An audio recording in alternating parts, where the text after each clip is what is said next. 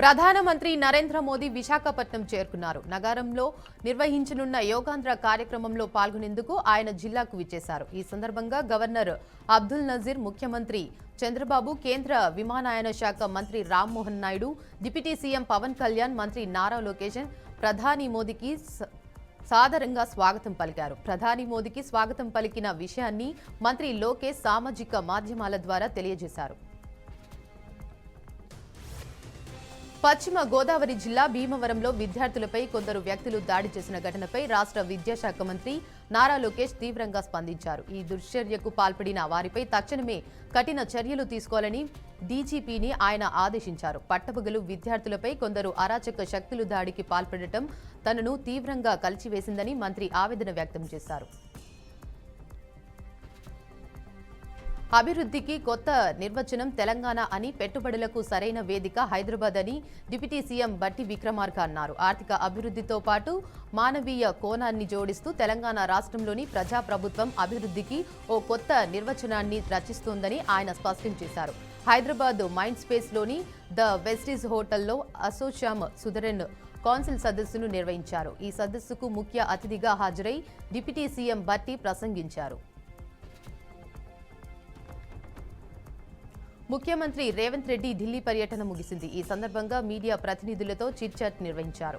ఈ సందర్భంగా బీఆర్ఎస్ నేత హరీష్ రావుపై ఘాటు వ్యాఖ్యలు చేశారు. తెలంగాణలో ప్రాజెక్టులు కట్టిందంటే ఒకటి నిజాం, మరొకటి కాంగ్రెస్ అని అన్నారు. కేసీఆర్ కట్టింది ఏం లేదని విమర్శించారు. పోలవరంలో మార్పులకు తెలంగాణ అనుమతి తప్పనిసరి అని స్పష్టం చేశారు. తెలివితేటలకు పొడుగ్గా పెరగడానికి సంబంధం లేదని, అంత ఎత్తు పెరిగిన హరీష్ రావులో తెలివి ఎంతుందో అందరికీ తెలుసని ఎద్దేవా చేశారు. పోలవరం ప్రాజెక్టు సంబంధించి ఏపీలో కలిపిన 5 ముంపు గ్రామాలను తిరిగి తెలంగాణకు ఇవ్వాలని తెలంగాణ జాగృతి అధ్యక్షురాలు BRS MLC Kalvakuntla Kavitha demand చేశారు. పోలవరం ముంపుపై ఏపీలో కలిసిన 5 గ్రామాలను తిరిగి తెలంగాణలో కలపాలనే డిమాండ్తో తెలంగాణ జాగృతి ఆధ్వర్యంలో శుక్రవారం సోమాజిగూడ ప్రెస్ క్లబ్లో నిర్వహించిన రౌండ్ టేబుల్ సమావేశంలో కవిత ముఖ్య అతిథిగా పాల్గొని మాట్లాడారు. ఈ నెల 25వ తేదీన తెలంగాణ, ఏపీ, ఛత్తీస్గఢ్, ఒడిశా రాష్ట్రాల సీఎంలతో ప్రగతి ఎజెండా పేరిట ప్రధాని నరేంద్ర మోడీ నిర్వహించే సమావేశంలో ఈ అంశాలపై చర్చించాలని డిమాండ్ చేశారు. ఏపీపీఎస్సీ గ్రూప్ 1 జవాబు పత్రాల మూల్యాంకనం కేసులో ఐపీఎస్ అధికారి పీఎస్ఆర్ ఆంజనేయులు మధ్యంతర బెయిల్పై ఉన్న విషయం తెలిసిందే. అయితే తాజాగా ఏపీ హైకోర్టులో ఆయన పిటిషన్ దాఖలు చేశారు. తన మధ్యంతర బెయిల్ను పొడిగించాలని పిటిషన్లో పేర్కొన్నారు. అయితే ఈ పిటిషన్ను శని లేదా సోమవారం స్వీకరించే అవకాశం ఉందని తెలుస్తోంది. భర్త చేసిన అప్పులకు చిత్తూరు జిల్లా కుప్పంలో భార్యను చెట్టు కట్టేసి చిత్రహింసలకు గురిచేసిన ఘటన రాష్ట్ర వ్యాప్తంగా సంచలనంగా మారింది. అయితే ఈ ఘటనను యావత్తు రాష్ట్రం మొత్తం ఖండించింది. నిందితులపై కఠిన చర్యలు తీసుకోవాలని, బాధితులకు న్యాయం చేయాలని డిమాండ్ చేసింది. దీంతో పోలీసులు సైతం కేసు నమోదు చేసి నిందితులను అరెస్టు చేసి జైలుకు తరలించారు. అయితే ఈ ఘటనపై తాజాగా ఎన్హెచ్ఆర్సీ కూడా సీరియస్ అయింది. అప్పు చెల్లించినందున మహిళను చెట్టుకు కట్టేసి కొట్టిన ఘటనను సమోటోగా స్వీకరించింది. 2 వారాల్లో వివరణ ఇవ్వాలని ఏపీసీఎస్ డీజీపీకి ఎన్హెచ్ఆర్సీ ఆదేశించింది. తెలంగాణ జలవనరులను తాకట్టు పెట్టిన బీఆర్ఎస్ పార్టీ నేతలు ఇప్పుడు నీతి వ్యాఖ్యలు చెబుతున్నారని ఎమ్మెల్సీ అద్దంకి దయాకర్ ఆరోపించారు. అసెంబ్లీలో సీఎల్పీ మీడియా సెంటర్లో ఆయన మీడియాతో మాట్లాడుతూ బనకచెర్ల ప్రాజెక్టు విషయంలో మాజీ సీఎం కేసీఆర్ ఎందుకు నోరు విప్పడం లేదు అని ప్రశ్నించారు. బనకచెర్లకు అవకాశం ఇచ్చిందే కేసీఆర్ అని, ఆనాడు కళ్ళు మూసుకొని కూర్చున్నాడని విమర్శించారు. అపెక్స్ కౌన్సిల్ సమావేశం 2 సార్లు జరిగితే కేసీఆర్ హాజరు కాలేదని పేర్కొన్నారు. స్కూలు బస్సులకు ఫిట్నెస్ తప్పనిసరి అని, నియామకాలు పాటించని వారిపై కఠిన చర్యలు తప్పవని వికారాబాద్ జిల్లా తాండూరు పోలీసులు వెల్లడించారు. జిల్లాలో ప్రైవేటు పాఠశాలలకు సంబంధించిన బస్సుల ఫిట్నెస్లపై ప్రత్యేక దృష్టి సారించారు. ప్రైవేటు స్కూల్స్కు చెందిన బస్సులను ఆకస్మిక తనిఖీలు చేశారు. వాహనాలకు సంబంధించిన ఫిట్నెస్, పొల్యూషన్, డ్రైవింగ్ లైసెన్స్, బస్సులో పాఠశాల కాంట్రాక్ట్ నెంబర్, బస్సులపై ఉన్న చలాన్లను పరిశీలించారు. బస్సు డ్రైవర్లు రోడ్డు భద్రతా నియమాలు పాటించాలని సీఐ అన్నారు. ఎవరైనా నియమాలు ఉల్లంఘిస్తే చర్యలు తీసుకుంటామని హెచ్చరించారు. విద్యార్థులు ఇష్టంతో కష్టపడి చదవాలని, అప్పుడే ఉన్నత స్థాయికి చేరుకోగలుగుతారని ఎమ్మెల్యే తలసాని శ్రీనివాస్ యాదవ్ అన్నారు. నల్లగుట్టలోని ప్రభుత్వ బాలికల ఉన్నత పాఠశాలలో 26 లక్షల రూపాయల వ్యయంతో పూర్వ విద్యార్థి స్వర్ణలత జ్ఞాపకార్థం నిర్మించిన నూతన తరగతి గదిని ఎమ్మెల్యే ప్రారంభించారు. ముందుగా విద్యార్థులు ఆయనకు ఘనస్వాగతం పలికారు. అనంతరం విద్యార్థుల సమస్యలను అడిగి తెలుసుకున్నారు. పలు సమస్యలను విద్యార్థులు, ఉపాధ్యాయులు ఎమ్మెల్యే దృష్టికి తీసుకువచ్చారు. ప్రధానంగా వాచ్మెన్ లేకపోవడం వలన పాఠశాల ముగిసిన తర్వాత పరిసర ప్రాంతాలకు చెందిన వ్యక్తులు అసాంఘిక చర్యలకు పాల్పడుతున్నారని ఫిర్యాదు చేశారు. స్పందించిన ఎమ్మెల్యే ఈ విషయంలో కఠినంగా వ్యవహరించాలని రామ్ గోపాల్ పేట సిఐ నర్సింహరావుని ఆదేశించారు. విశాఖ జిల్లాలోని ప్రముఖ పుణ్యక్షేత్రం సింహాచలం నరసింహస్వామిని మంత్రి బీసీ జనార్దన్ రెడ్డి దర్శించుకున్నారు.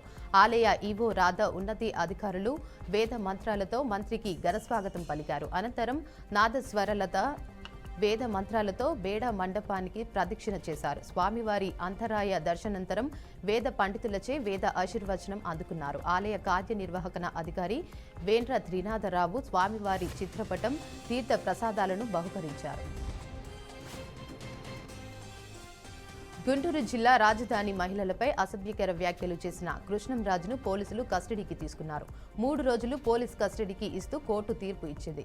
పోలీసులు ఆయన వైద్య పరీక్షల నిమిత్తం జీజీహెచ్లో వైద్య పరీక్షలు నిర్వహించి కస్టడీకి తీసుకున్నారు. ఆయన వ్యాఖ్యల వెనుక ఎవరి పాత్ర ఉన్నదనో కోణంలో విచారించనున్నారు. కృష్ణంరాజు బెయిల్ పిటిషన్కు సంబంధించిన పూర్తి వివరాలను ఈ నెల 25లోగా ఇవ్వాలని కోర్టు ఆదేశించింది.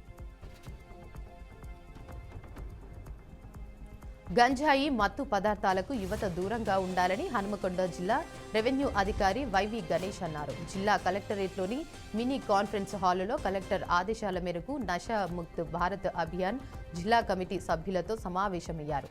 గంజాయి, ఇతర మత్తు పదార్థాల నియంత్రణపై తీసుకుంటున్న చర్యలపై సంబంధిత శాఖల అధికారులతో చర్చించారు. ఈ సందర్భంగా జిల్లా రెవెన్యూ అధికారి వైవి గణేష్ మాట్లాడుతూ డ్రగ్స్, మాదక ద్రవ్యాల వినియోగం ప్రపంచానికి సామాజిక సమస్యగా పరిణమించిందని పేర్కొన్నారు. పశ్చిమ గోదావరి జిల్లా పాలకొల్లులోని పంచరామ క్షేత్రం శ్రీ క్షీర రామలింగేశ్వర స్వామివారి ఆలయంలో ప్రత్యేక పూజలు నిర్వహించారు. సప్త మారేడు దళాలతో సప్త ప్రదక్షిణలతో నిర్వహిస్తున్న కార్యక్రమం రానున్న సోమవారంతో 3వ వారం కానుంది. ఈ 3వ వారం ప్రత్యేకత మాస శివరాత్రి చతుర్దశి సోమవారం రావడంతో విశిష్టత కలిగినదని అర్చకులు కిష్టప్ప అన్నారు. రానున్న సోమవారం సప్త ప్రదక్షిణలో భక్తులు విశేషంగా పాల్గొని స్వామివారి కృపకు పాత్రులు కావాలని అన్నారు. మా పిల్లలను మా బడిలోనే కొనసాగించాలని కోరుతూ నరసాపురం మండల పరిషత్ పాఠశాల విద్యార్థుల తల్లిదండ్రులు ఆందోళన చేపట్టారు. ఈ కార్యక్రమానికి సిపిఎం మండల కార్యదర్శి సిహెచ్ సుధాకర్, సిపిఎం మండల కమిటీ సభ్యులు వజ్రాల వెంకటరెడ్డిలు సంఘీభావం తెలిపారు. లక్ష్మీ నరసాపురంలోని మండల పరిషత్ పాఠశాలలో 19 మంది విద్యార్థులు ఉన్నారు. కొన్ని ప్రభుత్వ పాఠశాలలను విలీనం చేయడంతో విద్యార్థుల సంఖ్య తగ్గుతుందని, ఆ పాఠశాలలు మూతపడే అవకాశం ఉందని సిపిఐ నాయకులు అన్నారు. తిరుపతిలో భూమన కరుణాకర్ రెడ్డి టీటీడీ మాజీ చైర్మన్ మీడియా సమావేశం నిర్వహించారు. తిరుమల ఆలయంలో అపచారం జరపడానికి ఒక అధికారి ప్రయత్నం చేస్తున్నారని ఆయన ఆరోపించారు. తరతరాలుగా శ్రీ వెంకటేశ్వర స్వామి ఆలయంలో వేద పారాయణం ఎవరికి అర్థమవుతుంది అంటూ ఒక అధికార అవహేళనగా మాట్లాడారని గుర్తు చేశారు. వెంకటేశ్వర స్వామి పేరు చెబితే చాలు కదా అని చెప్పడం సాంప్రదాయాలకు తూట్లు పొడుస్తున్నట్లు ఉందని విమర్శించారు. స్వామి ఆలయంలో అపచారంకు ఉన్నతాధికారి ప్రయత్నం చేశారని ఆరోపణలు చేశారు. యాదాద్రి భువనగిరి జిల్లా భూధాన్ పోచంపల్లిలో ఎమ్మెల్యే కుంభం అనిల్ కుమార్ రెడ్డి పర్యటించారు. అనంతపురం జిల్లాలోని మున్సిపల్ గ్రామాల్లో అభివృద్ధి పనులకు శంకుస్థాపన చేశారు. 17 కోట్ల హెచ్ఎండిఏ నిధులతో నూతన అంగన్వాడీ భవనానికి సీసీ రోడ్ల పనులు ప్రారంభించారు. అనంతరం సమావేశంలో మాట్లాడుతూ కాంగ్రెస్ ప్రజాపాలనలో భాగంగా ప్రభుత్వం ఏర్పడిన అతి తక్కువ సమయంలోనే సన్నబియ్యం పంపిణీ, నూతన రేషన్ కార్డుల జారీ, ఇందిరమ్మ ఇళ్ల పంపిణీ చేసినట్లు ఎమ్మెల్యే అన్నారు. భువనగిరి నియోజకవర్గ వ్యాప్తంగా 56 కోట్ల హెచ్ఎండిఏ నిధులను మంజూరు చేసినట్లు ఎమ్మెల్యే గుర్తు చేశారు. సిద్దిపేట జిల్లా ములుగు మండలంలో కొండపోచమ్మ సాగర్ జలాశయ ముంపు బాధితులు బీజేపీ నాయకులు ధర్నాకు దిగారు. దీంతో తమకు న్యాయం చేయాలంటూ మృతుడు అనిల్ కుటుంబ సభ్యులు ఆందోళన చేపట్టారు. మండల కేంద్రంలోని తహసీల్దార్ కార్యాలయానికి తాళం వేశారు. తమకు న్యాయం చేయాలంటూ డిమాండ్ చేశారు. అనిల్ మృతికి ప్రభుత్వమే కారణమని వారన్నారు. ప్లాట్లు ప్యాకేజీల కోసం ప్రభుత్వ చుట్టూతా తిరిగి విసుగుచేది అనిల్ ఆత్మహత్య చేసుకున్నాడని బాధితులు వాపోతున్నారు. ఇకనైనా ప్రభుత్వం నిర్వాసితులపై దృష్టి సారించి వారి కష్టాలను తీర్చాలని కోరుతున్నారు. జోగులాంబ గద్వాల జిల్లాలో వంట మాస్టర్ లేడని కాలేజీకి తాళం వేశారు విద్యార్థులు. నది అగ్రహారం సమీపంలో ఉన్న పాలమూరు పీజీ కేంద్రంలో కొద్ది రోజులుగా వంట మాస్టర్ లేకపోవడంతో విద్యార్థులు ఇబ్బందులకు గురవుతున్నట్లు వారు తెలిపారు. వంట మాస్టర్ లేకపోవడంతో నిత్యం తామే 3 పూటల వంటలు వండుకుంటున్నట్లు తెలిపారు. దీంతో ఇబ్బందిగా మారిందని విద్యార్థులు వాపోయారు. పీజీ కేంద్రంలో వంట మాస్టర్ను ఏర్పాటు చేయాలని కళాశాల గేట్కు తాళం వేసి నిరసన చేపట్టారు. అనంతపురం జిల్లాలోని ఓవీఆర్ కాలనీలో జరిగిన భారీ చోరీ కేసును పోలీసులు ఛేదించారు. గతంలో దొంగతనాలు చేస్తూ ఓ కేసులో అరెస్టైన చిన్నబాబు ప్రస్తుతం రెడ్డిపల్లి జిల్లా జైలులో శిక్ష అనుభవిస్తున్నాడు. జైలులో ఉన్న సమయంలో మర్డర్ కేసులో ముద్దాయిగా ఉన్న రామ్మోహన్తో పరిచయం ఏర్పడింది. జైలు నుండి విడుదలైన తరువాత జల్సాల కోసం ఇద్దరు కలిసి మళ్లీ దొంగతనాలకు పాల్పడ్డారు. ఈ క్రమంలో ఉపాధ్యాయుడు ఆంజనేయులు ఇంట్లో చోరీ చేశారు. దీంతో దొంగలను పోలీసులు అరెస్టు చేసి వీరి వద్ద నుండి 9 లక్షల విలువ చేసే బంగారాన్ని సీఐ శేఖర్ స్వాధీనం చేసుకున్నారు. కరుణాకర్ రెడ్డి వ్యాఖ్యలను టీటీడీ పాలక మండలి సభ్యుడు భానుప్రకాష్ రెడ్డి తీవ్రంగా ఖండించారు. అబద్ధాలకు care of address Bhumana Karunakar Reddy ఆయన విమర్శించారు. ఆయన టీటీడీ చైర్మన్గా ఉన్న సమయంలో అడ్డగోలుగా కాంట్రాక్టులు ఇచ్చి 15% కమిషన్లు కొట్టేశారని అన్నారు. వేద పారాయణం దారులకు అర్చకులకు అవమానం జరుగుతుందని అసత్య ప్రసారం చేస్తున్నారని మండిపడ్డారు. కరుణాకర్ రెడ్డి ప్రతి ఆరోపణ అబద్ధమని ఆధారాలతో రుజువు చేస్తా అని సవాల్ విసిరారు. సూర్య నమస్కారాలలో కొత్త రికార్డు సాధించారు గిరిజన విద్యార్థులు. విశాఖలోని ఏయూ ఇంజనీరింగ్ కళాశాల మైదానంలో యోగా కార్యక్రమం ఘనంగా జరిగింది. గిన్నిస్ రికార్డు సృష్టించేలా 108 నిమిషాల్లో 108 సూర్య నమస్కారాలు చేసి 25,000 మంది గిరిజన విద్యార్థులు రికార్డు సృష్టించారు. ఈ కార్యక్రమంలో పాల్గొన్న మంత్రి నారా లోకేష్ విద్యార్థులను అభినందించారు. ప్రధాని నరేంద్ర మోడీ సమక్షంలో ఈ రికార్డు ప్రకటించనున్నట్లు వెల్లడించారు. ప్రతిష్టాత్మకంగా వరంగల్ భద్రకాళి అమ్మవారికి బోనాలు నిర్వహించేందుకు గతంలో ప్రభుత్వం తీసుకున్న నిర్ణయం తాత్కాలికంగా వాయిదా వేస్తున్నట్లు రాష్ట్ర దేవాదాయ శాఖ మంత్రి కొండా సురేఖ వెల్లడించారు. అయితే ఇటీవల భద్రకాళి బోనాలకి సంబంధించిన కొంతమంది నుంచి అభ్యంతరాలు వచ్చినట్లు తెలిపారు. దీంతో పాటు సోషల్ మీడియాలో ఈ విషయంపై తప్పుడు వార్తలు ప్రచురితమైనట్లు వెల్లడించారు. ఈ నేపథ్యంలో కార్యక్రమాన్ని తాత్కాలికంగా వాయిదా వేయాలని నిర్ణయించినట్లు స్పష్టం చేసింది. నెల్లూరు జిల్లాలో జరిగిన అక్రమ మైనింగ్ వ్యవహారంలో మాజీ మంత్రి కాకాని గోవర్ధన్ రెడ్డికి బిగ్ షాక్ తగిలింది.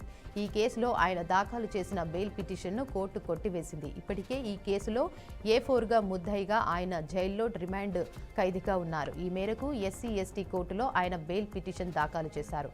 ఈ పిటిషన్ను ధర్మాసనం తోసిపుచ్చింది. దీంతో కాకానిని పోలీసులు మళ్లీ జైలుకు తీసుకువెళ్లారు.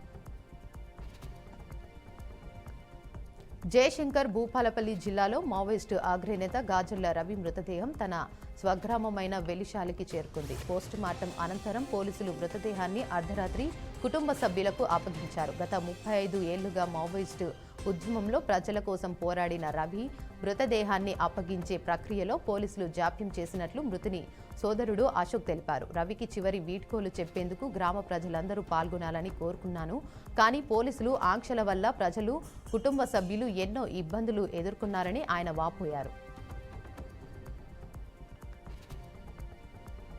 Hyderabad Bandlaguda Saibaba Nagar colony road number 4లో భర్త ఇంటి ముందు భార్య ధర్నాకు దిగింది. ఇంజనీర్గా పనిచేస్తున్న స్రవంతి అనే మహిళ తన భర్త ఇంటి ముందు మౌన దీక్ష చేపట్టింది. సాఫ్ట్వేర్ ఉద్యోగి శ్రీధర్ కుమార్ తనను ప్రేమ పేరుతో నమ్మించి పెళ్లి చేసుకున్నాడని తెలిపింది. అతడిని నమ్మి తల్లిదండ్రుల అభిమతాన్ని విస్మరించి వివాహం చేసుకున్నానని స్రవంతి చెప్పింది. అయితే పెళ్లైన 5 నెలలకే శ్రీధర్ తనను వదిలిపెట్టి మరో పెళ్లి చేసుకుంటానని బెదిరింపులకు పాల్పడుతున్నాడని ఆవేదన వ్యక్తం చేసింది. సత్యసాయి జిల్లా పెనుగొండలో ఘోర ప్రమాదం చోటు చేసుకుంది. సోమందేవ్పల్లి మండలం బ్రాహ్మణపల్లి వద్ద రైల్వే ట్రాక్ దాటుతున్న గొర్రెల పుంజిని రైలు ఢీకొట్టింది. ఈ ప్రమాదంలో గుంపు రైలు కిందపడి సుమారు 30 గొర్రెలు అక్కడికక్కడే మృతి చెందాయి.